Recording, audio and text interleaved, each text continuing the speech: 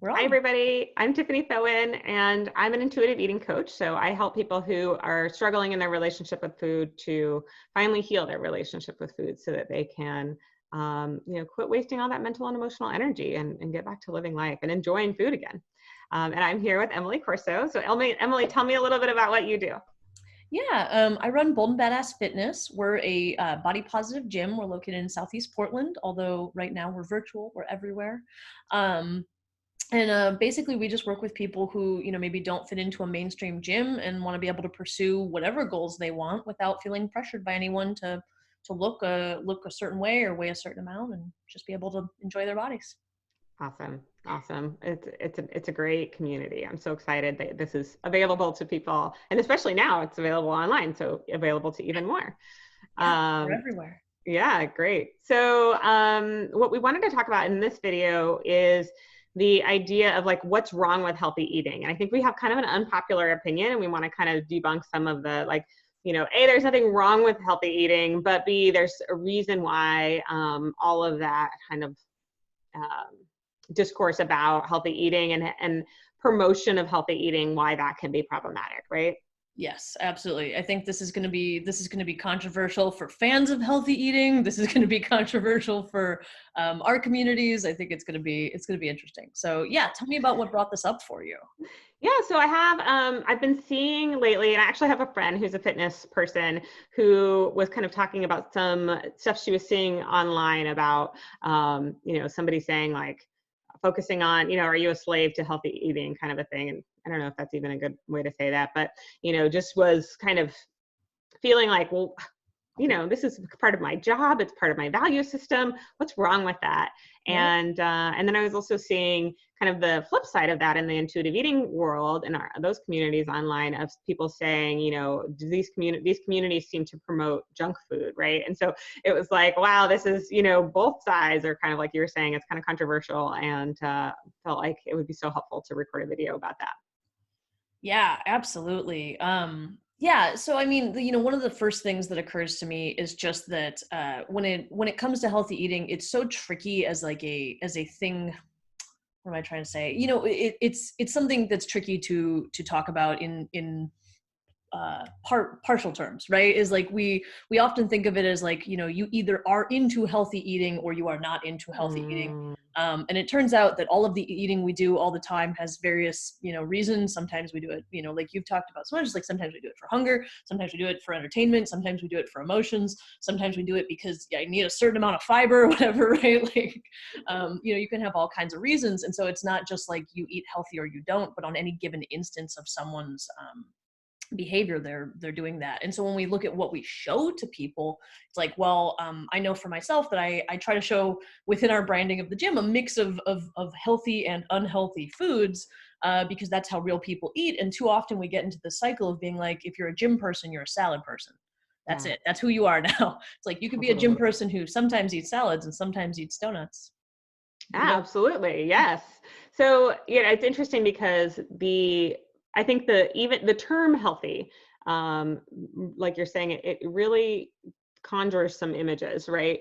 And we have this idea, and I think in the intuitive eating world, we spend some time really disconnecting the idea of food as being good or bad, and that there being a moral association with food being good or bad. Yeah. And as we were talking about earlier, it's also this: we don't want to um, encourage the kind of idea that you're somehow morally superior if you are pursuing health, if you're healthy, Yeah. right? And people can choose to completely disregard it, and it doesn't make them good or bad, right? Yeah, absolutely. I mean, this is such a big factor in the health at every size community, and how that relates to body positivity is just like, you can care about health, but also we're under no moral obligation to be healthy.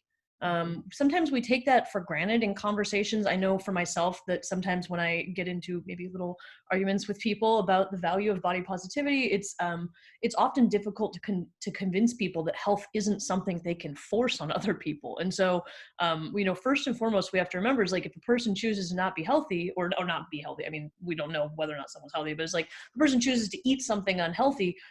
So what? right? Is like, you don't go around telling your neighbors, like, you shouldn't be using that plastic water bottle. It might have BPAs. I mean, maybe you do, but you'd be a jerk, right? Like, Totally. you don't go up to every smoker you see on the street and stop them from smoking. Is like, it's just not our job to police how healthy people are. That's not anyone Absolutely. else's business. Yeah, Or even something you absolutely. could do to yourself. Like, you don't have to police yourself in that way. Yeah, absolutely. And I love that you bring this up, because the other piece is, like you were saying, doesn't mean you're going to be healthy or not, even. If you choose to pursue, like the percentage of time you choose to pursue health, there may be a correlation with some health stuff, but some people could pursue health, 100% of the time and still get a chronic illness or still, right, whatever. Other people maybe pursue it very little and just kind of naturally are resilient, right? And naturally have this kind of good immunity and all of that. So, Yeah. yeah, so really disconnecting the idea that there's something good or virtuous about pursuing health or eating healthy. That's really important. Yeah. But then Yeah. the flip side of that is, sometimes I think there is this, we're trying to move away from that idea that somehow being, healthy or pursuing health or eating healthy is bad. And so then even the word healthy can be kind of demonized or triggered or triggering for people, right? And so we may have this rebellion where we're like, I have to run away from it, right? And then I have to go the other extreme.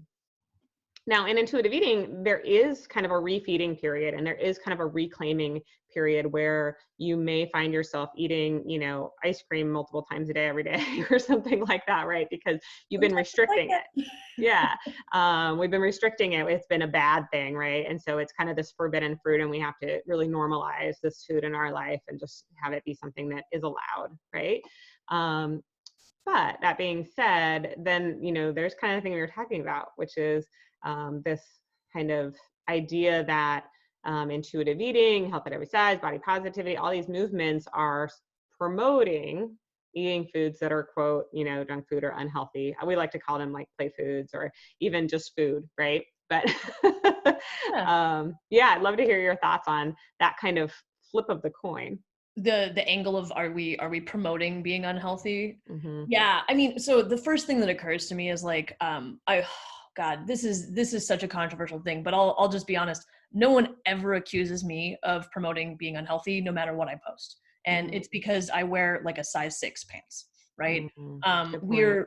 We are as a culture really prone to policing people when we think we know what they're up to. And oftentimes I think people in larger bodies receive a lot more criticism for promoting being unhealthy, whether it's within the context of body positivity or just within the context of just their own life, right? If they just want to be able to eat in public and not have people criticize whether they order the burger or the salad, I'll tell you, no one ever says it to me, and I feel no social scrutiny, and that's a privilege that not everyone has.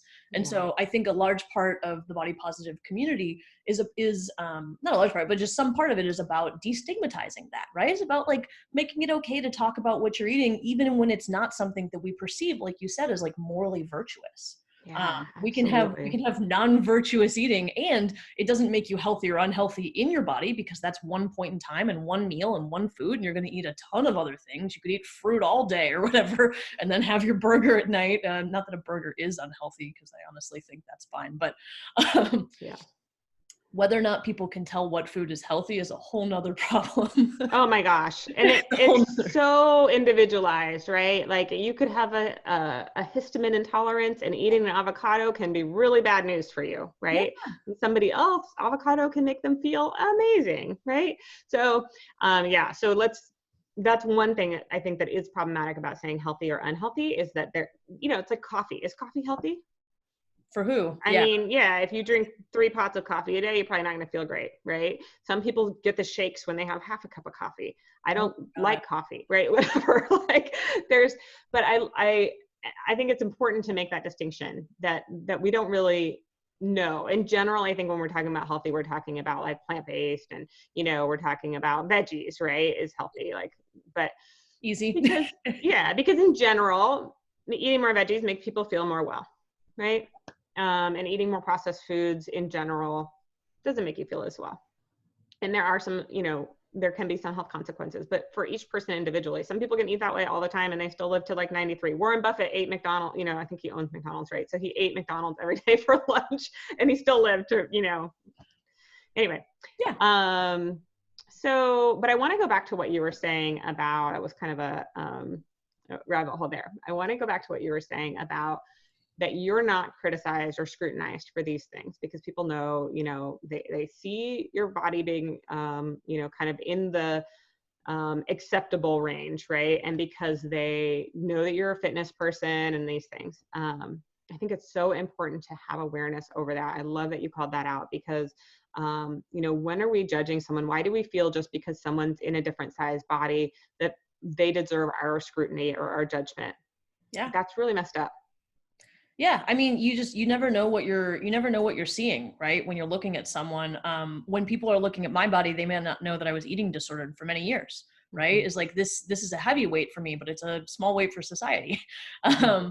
Also just considering that like, when you look at someone's body, you have no idea where they are, right? And no idea what else they've done. And it's like, even if you were going to go around scrutinizing people by whether or not you approve of their choices, which please don't, it's just mean. Why?